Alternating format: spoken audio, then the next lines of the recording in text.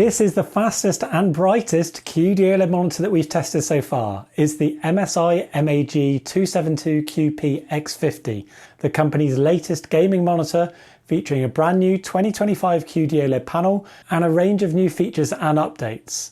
It's 27 inches in size with a 1440p resolution like many previous OLED monitors of this size, but this new screen offers a massive 500Hz refresh rate, currently the highest that you can buy from any OLED monitor for now. Now you might be thinking to yourself already, I don't need 500Hz, I'm not a competitive gamer and I don't play games that get anywhere near that kind of frame rate. That's likely to be true for a lot of users, but we'll explain in this video why you should still consider this 500Hz QD-OLED monitor even if you aren't a serious gamer and you don't need 500Hz. There's various reasons why it could still be a good choice even if you're a more casual gamer. Let's look at the gaming performance then first of all, as with the new super high refresh rate, it's got a lot to offer for all the gamers out there who are looking for the latest and greatest specs and display hardware. It's hardly worth measuring and talking about response times nowadays on OLED monitors. They were near instant as you'd expect, with no visible overshoot at any refresh rate or in VRR situations. So absolutely no issues there from the pixel response times, and they're more than fast enough to keep up with the very high refresh rate on offer. The headline spec of this new screen is its 500Hz refresh rate, which provides decent improvements in motion clarity in fast-moving content compared with slower panels. We're talking small improvements when you get into these kind of realms, like when comparing it to a 360Hz QD-OLED panel for instance. Those are already available, but the photos that are shown here are taken with a pursuit camera, which is designed to capture real-world motion clarity that you'd see in real usage as you track moving objects across the screen. And you can see that the image is a little bit sharper and clearer with the 500Hz. There's noticeable improvements compared with 240Hz OLED panels, which are already excellent in motion clarity anyway, and this offers the best motion clarity that you can get from any OLED panel so far. It's almost identical to the 480Hz WOLED technology panels that we've tested before, but it's a pretty big step up in Hertz compared with the previous QD-OLED panels that reached only 360Hz max. If you're after a QD-OLED panel instead of a WOLED panel for the reasons that we'll discuss in this review, you've now got the option of a super high refresh rate option with this technology too. This higher refresh rate helps with those smaller details in games, for instance like moving text, which becomes easier and clearer to read on these super high refresh rate screens, as you can see from the comparison here. It's those smaller details that start to benefit most from these higher refresh rates, with the overall image looking clear and sharp at 240Hz still, which could hardly be considered slow. The benefits can even sometimes be apparent in normal desktop usage and Windows Desktop when you're scrolling web pages and moving documents around. Things just look clearer and feel smoother. The other less talked about benefit of high refresh rates is with the stroboscopic effect, which can be significantly reduced with higher refresh rates. This effect can be seen as you focus on a single area of the display and objects move past your line of sight. For instance, this might happen if you're focused on a crosshair or a target in a faster FPS game like CSGO for instance, where the scenery around you scrolls past your line of sight. The motion clarity photos earlier were about how objects appear as they move and you track them across the screen, whereas this is more about how it can help you avoid noticeable stepping and strobing of the image that can affect some users in certain gaming situations. In the example shown here, we've used a mouse cursor animation at blurbusters.com. Taking a fixed position photo captures how this appears to the naked eye, as shown here when the test simulates a scroll at a range of refresh rates. The higher refresh rates on offer here can help reduce this stepping significantly, helping content feel smoother and reducing potential stuttering and strobing that you may experience. Not everybody sees issues with this, but these high refresh rates certainly help those who do. If you can power your system up to near 500Hz, you can also benefit from the higher frame rates on offer and improved end-to-end system latency that creates. And so all round you can see the benefits that this new panel could offer to competitive and professional gamers. These benefits in motion clarity and the stroboscopic effect that we just talked through only really apply if you can push your frame rates up to the limits of 500Hz. Otherwise, if you can only power something like 240 FPS, you're only going to get the equivalent performance of a 240Hz OLED screen, which might beg the question whether you can just save some money and get a lower refresh rate model. Hold on a moment though before you draw that conclusion. Of course, one good thing about this 500Hz screen is that it could give you loads of room to grow into in the future as your system is updated or improved, or it could also be useful when playing some older, less graphically demanding games, or playing at a lower resolution perhaps where you're more focused on frame rates and speed and less on image quality and graphics. you've at least got the capability to support super high refresh rates here if you need them now or in the future. To our point earlier on though, don't rule this screen out just because you might not be able to reach 500Hz refresh rates or if you don't play games which need them right now. This new panel offers two significant benefits that you can't get elsewhere in the QD-OLED monitor market yet that might make it a great choice even for slower gaming. Firstly, this is one of the only MSI monitors to feature their new BFI or black frame insertion option, designed to improve motion clarity at lower refresh rates. MSI have added this option on a few new lower refresh rate models, but this is their fastest by a long way. It's the only QD-OLED monitor of this speed, in fact, that we've tested so far from any manufacturer to support BFI, although similar 500Hz QD-OLED monitors from Gigabyte and Asus will offer this feature as well. It's available here though up to 250Hz, and once activated that will actually give you the same motion clarity as 500Hz, even though you now only need to power up to 250 FPS. So you can actually shortcut your way to the super motion clarity that this monitor can offer, even if your system and games can only handle a lower refresh rate. It's available here via the MPRT option in the on-screen menu, and it's simpler to activate than on other screens that we've tested in the past, although it can still be a bit confusing to use. You don't have to bother disabling adaptive sync first, it will do that for you when you enable MPRT mode, causing a black screen around 5 seconds to switch over. If you do have adaptive sync disabled already, it's an instant on-off control for MPRT. You'll need to re-enable adaptive sync later though if you want to use that after turning MPRT off, so keep that in mind. You also don't need to bother changing your refresh rate in your graphics card or Windows settings. If you're running the screen at 500Hz normally and you enable MPRT, the screen will actually still show that you're running and set at 500Hz in the menu and on the refresh rate counter, although really the screen is now rendering at 250Hz with the other 250Hz made up from inserted black frames.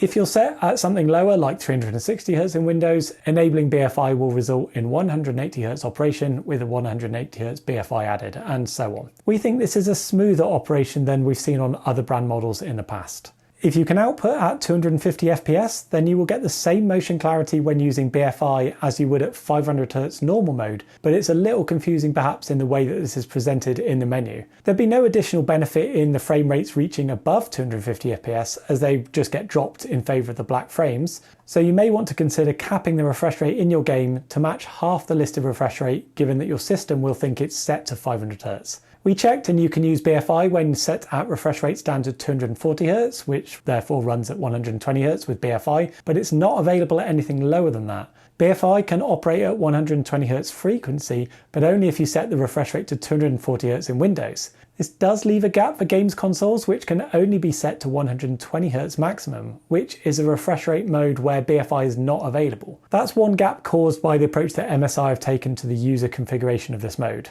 One other annoyance is that the brightness setting is not independent between MPRT on and off modes, so the screen gets darker when you enable it and you have to then manually change the brightness control, only to then have to change it back once you disable MPRT. The screen reaches a modest 154 nits maximum luminance in BFI, a bit lower than some other super high refresh rate models that we've seen in the past, like the Asus ROG Swift PG27AQDP, that's their 480Hz screen, which reaches 221 nits in its BFI mode. BFI unfortunately can't be added to any previously released MSI monitors, even via a firmware update sadly, as it requires a different scaler to be used, so right now this is exclusive to this monitor and a few other recent models in their range. MSI tell us that this feature will be included though on future monitors in their range when they're released, but right now this is one good reason why you might want to consider this monitor instead of the lower refresh rate models. The second reason to consider this new screen, even if you aren't a competitive or professional gamer, is for its improved HDR performance. This is made possible thanks to two key improvements. Firstly, Samsung Display, the panel manufacturer, have optimized this 2025 QD-OLED panel to improve its brightness output, allowing it to be certified now under the VESA Display HDR 500 True Black tier. That's a step up in brightness requirements compared with the True Black 400 tier that all previous QD-OLED monitors have been certified under so far. The VESA requirements are shown here, with these specs translating into expected real-world brightness benefits in HDR situations. Secondly, this new screen includes MSI's new EOTF Boost mode, designed to help improve brightness in the Peak 1000 mode configuration that's long been a problem on QD-OLED monitors, a mode which typically ends up looking a lot darker than expected. There's 3 modes now in the menu for True Black 500, peak 1000 nits, and the new EOTF Boost mode for 1000 nits as well. In our testing, you can see the typical peak white luminance performance in each mode here. The True Black 500 caps out at around 544 nits maximum, whereas the other two modes are the same in these tests, pushing up to the advertised 1003 nits peak luminance, just over the 1000 nits that's advertised. While the peak luminance hasn't changed and it's still only reaching 1000 nits, there's been some decent improvements in white luminance at other APL, as you can see here, with the screen compared against a typical QD-OLED monitor. In fact, this is compared with one of the latest Gen 4 QD-OLED panels as featured in their 27-inch 4K MSI MPG 272 URX model. We'll consider other real-world brightness comparisons in a moment, but in both modes, there's around an 18 to 20% improvement in luminance on average across all scenes based on these measurements. From there, we've measured the EOTF tracking at a range of different APL, from low APL, which represent very dark scenes, through to progressively brighter scenes, right up to 100% APL, which represents a full field white. The EOTF tracking is better in the True Black 500 mode, which is typical for those modes, as they're designed to meet VASE's certification process and made possible because of the lower absolute luminance. There is some slight roll-off in mid to light grey shades in the brighter, higher APL scenes, which causes those tones to be a little darker than intended. It's minor though, and certainly nothing compared to the significant roll-off that we see in the peak 1000 mode, which is the reason why those modes on QD-OLED monitors normally end up looking darker than the True Black modes in practice. Despite the peak 1000 mode being able to reach up to the higher peak luminance, the poor EOTF tracking for mid and light grey shades causes the image to be darker than intended, and those modes end up looking darker than the True Black modes in many scenes. That's the long-standing challenge with QD-OLED monitors, and something that we've studied in detail in the past. If you want to know a lot more about that issue, check out our article that's linked below.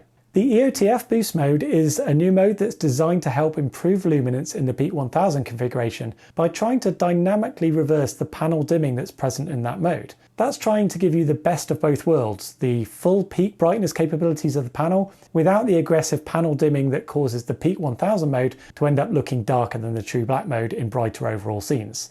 We know from our previous testing that the EOTF tracking for this mode can give some accurate results in standard test scenarios, but the performance in the test patterns might not necessarily carry through to the real-world content. Here's the standard EOTF results for completeness anyway, but real-world tests are the best way to compare these three modes more thoroughly. We've tried to capture this as best we can with the following videos, but keep in mind that this video is not captured or mastered in HDR, and there's all kinds of variables to consider with your own display and YouTube compression, etc. Consider these for indicative purposes only, but they do a reasonable job of representing some of the visible differences in HDR brightness that you'll see in the three modes. In darker, low APL scenes, the three modes don't look all that different, to be honest, although the peak 1000 and EOTF Boost modes do show some slightly brighter highlights in the darkest scenes in some cases.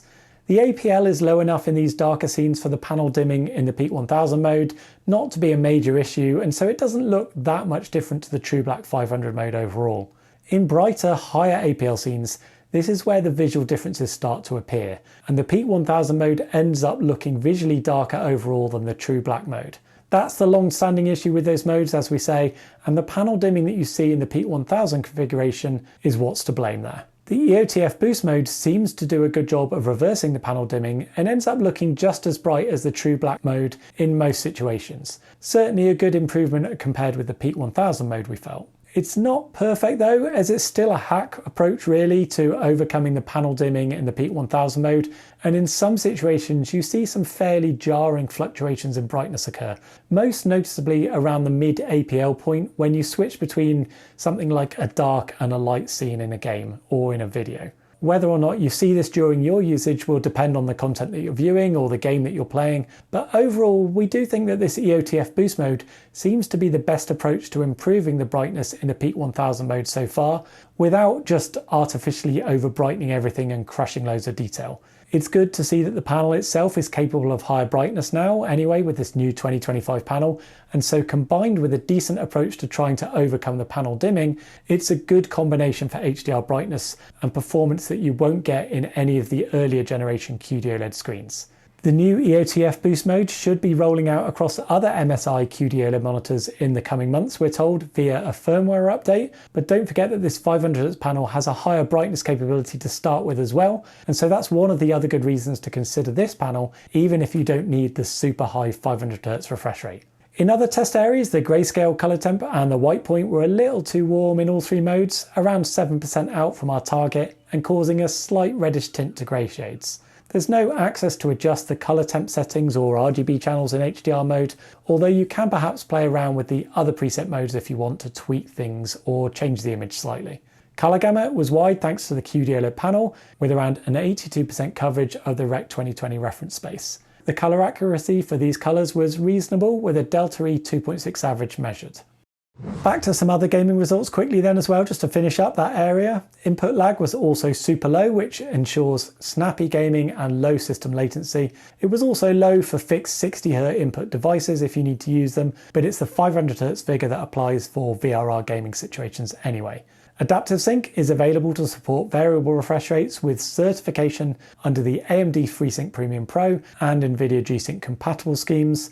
VRR flicker, a problem that impacts all OLED panels to varying degrees, was present here, especially in darker and mid-brightness scenes. In bright content, it was much harder to see. Being a QD-OLED panel, this screen shows more frequent spikes of flicker at lower frame rates and as you cross the LFC boundary and move out of the VRR range, but is less problematic if you can sustain higher frame rates reliably. We won't go into loads of detail about VRR flicker here, but you can check out our detailed study on this topic, linked below if you want to know loads more. We'd like to see MSI explore adding perhaps some anti-flicker VRR modes on their future OLED monitors, as other manufacturers have done in recent times, to give users more control over this potential problem. Console support was pretty good, although you do need to make sure that you switch to the HDMI console mode in the on-screen menu, otherwise we found that loads of options like 4K were missing altogether. The screen can support a virtual 4K input at 120Hz, which is great as that means support for HDR from an Xbox Series X.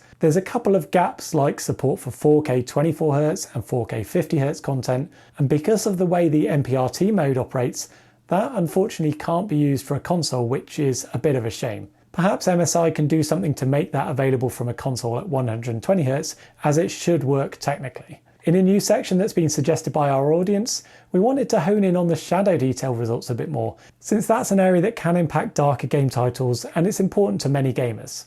The native panel performance was moderate in the SDR user mode when using the full wide gamut of the panel, but it's not as good if you're going to use the sRGB emulation mode, which might be preferable for some SDR gaming. In HDR, the shadow detail was a lot better with clearer detail near black. There is a night vision setting in the menu which can tweak some of the shadow detail a bit, although it mostly brightens some of the mid-grey shades, not really impacting the near black detail that much. You can experiment with that to see if it helps in darker scenes, but we'd have liked a bit more of a focus on the near black shadow detail and less over brightening on mid-grey shades in the stronger modes especially. Away from gaming and HDR, the screen offers familiar performance compared with other recent MSI QD-OLED monitors for other applications and content. The QD-OLED panel features the standard semi-glossy screen coating, providing a clean and clear image without any grain and some moderate anti-reflection capabilities too. Some people prefer this semi-glossy coating to the typical matte anti-glare coating that you see on WOLED panels, including the fastest 480Hz models that are available so far from that technology. Those matte-coated WOLED panels can handle reflection and glare better than the QD-OLED panels, and they do also retain their black depth better in the presence of ambient lighting, but they can look a little bit grainy and have less of a pop to the image than the QD-OLED panels do. So far, all of the top speed 480Hz monitors have had the matte coating, so it's nice to see competing 500Hz QD-OLED panels now available with this semi-glossy finish. You'll need to decide which coating type is most appropriate for your usage conditions and workspace. Everyone's going to be different there. As we said earlier, you do need to be mindful of your ambient light levels and the position of any light sources, as brighter light sources positioned in front of the screen can cause blacks to turn more grey in colour, and the contrast is then significantly impacted. That's one of the main challenges with QD-OLED panels at the moment, and something to be mindful of. This screen features MSI's usual comprehensive range of OLED Care 2.0 features and is backed by a 3-year warranty which includes burn-in cover, It's got a fanless design with a custom heatsink for cooling, as well as all of the other OLED Care features and settings that have been included in their recent monitors. That also includes their recently improved panel refresh process, which makes things more seamless and practical. Text clarity remains unchanged compared with other recent QD-OLED panels, with the screen featuring the squared subpixel shape in a familiar triangular layout. That's been improved from the earlier generation QD-OLED panels, but in office applications you may see some fringing around text in some situations. That's something that can be basically eliminated if you were to look at the 4K resolution 27-inch screens like the MPG 272 URX for instance. So maybe consider the higher pixel density options if that's going to be a major factor for you. In terms of SDR accuracy, we switched out of the Eco mode and into the user mode to measure the accuracy of the screen, since the Eco mode restricts brightness in an effort to limit power consumption. The OLED Care settings were also turned off for these measurements too. For SDR usage, the screen shows a decent improvements in luminance compared with previous QD-OLED monitors, reaching up to around 313 nits maximum compared with around 270 nits maximum that we'd seen to date from all other QD-OLED monitors. This is thanks to that optimised QD-OLED panel from Samsung Display for this year. This isn't as bright as the latest 4th Gen WOLED panels that we've been testing, which we measured as reaching around 360 nits with a uniform brightness behaviour. In SDR usage, there is a uniform brightness behaviour with no ABL dimming, meaning no distracting fluctuations in brightness as content changes or as you move windows around. That's likely to be preferable for most people for SDR and desktop usage. Having said that, we'd like to see MSI add an option to disable uniform brightness perhaps in the future, as that can then be used to boost brightness somewhat at the cost of ABL dimming, but could be handy for SDR gaming and multimedia.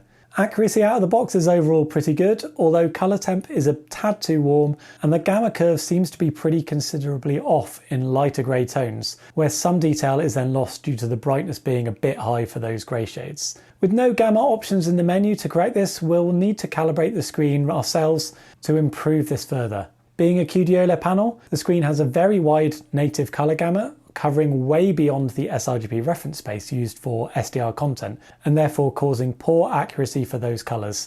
That's to be expected though, and is normal for any wide gamut screen. We'll look at how we can improve that for SDR content in a moment. The colour gamut is slightly wider than the other recent MSI QD-OLED monitors, such as their 27-inch 4K model. If we compare the colours against the DCI-P3 reference space used for a lot of HDR content, which more closely matches the native gamut of the panel, the colour accuracy is better and rated as good. The native gamut of the panel is also wide enough to cover other popular wide colour gamut spaces like Adobe RGB, which is used for professional applications and in the photography sector. The screen provides 3 emulation modes in the menu for sRGB, DCI-P3 and Adobe RGB requirements, designed to clamp the colour space back close to those targets so that you can work more accurately with different content and in different use cases. sRGB is likely to be the most commonly used and a good way to restrict the oversaturated and very colourful appearance of the panel for more accurate viewing of SDR content and applications. This mode has a slightly better gamma accuracy than the native user mode, which is good news, although shadow detail is not particularly good in this and the other emulation modes either, unfortunately, causing very dark details to be lost. This will need calibration to improve things further. Colour temp and grayscale are accurate, which is good news, and the sRGB mode does offer a good clamping of the colour space back to sRGB, although it could have been a little tighter as there's still around an 8% over coverage measured. Now, with a much closer match to the reference space, this results in very good accuracy for sRGB colours, which is pleasing. The DCI-P3 mode is very similar to the native user mode, with similar issues with gamma as before.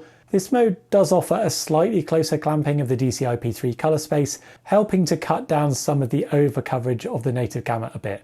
In turn, that does improve the colour accuracy for DCI-P3 content a bit further too, which is good news. Likewise, with the Adobe RGB mode, it's very similar in terms of gamma and grayscale, but there's significant clamping of the native colour space back close to Adobe RGB, which provides reliable and very accurate colours for that kind of content. All 3 of the emulation modes were good overall, with decent colour temp and grayscale accuracy, as well as good clamping of the native colour space back close to the targets. We'd have liked a slightly more accurate gamma setup in these modes and the native user mode, and improved near black shadow detail, which was poor out of the box in some of these modes unfortunately. If you own this screen, then you can check out our best settings guide that's linked in the description below to help you set up the screen in both SDR and HDR modes. And you can also find our calibrated ICC profile in our database, which helps improve gamma and shadow detail nicely for SDR. That's available to our Patreon supporters already. The MAG 272 QP X50 has a decent range of connectivity options with DisplayPort 1.4, USB Type-C with 15 watts power delivery, and HDMI 2.1 available, all capable of powering the 1440p resolution at 500Hz spec. The power delivery from the USB-C port is pretty limited. That's one of the things that's been cut back on this lower tier MAG series model. There also aren't any USB data ports on this model, but it does still support firmware updates thankfully. That's a capability that MSI added to their MAG series a little while back. You may have previously seen information on another 27-inch 500Hz QD-OLED monitor that MSI are releasing later in the year. That's the MPG 271QR X50, which will offer a higher spec and a few extra features, but it's expected to have a higher retail price as a result. That MPG series model will have DisplayPort 2.1 connectivity for those who want an uncompressed video signal or are concerned in any way about any lingering issues that using DSC might cause.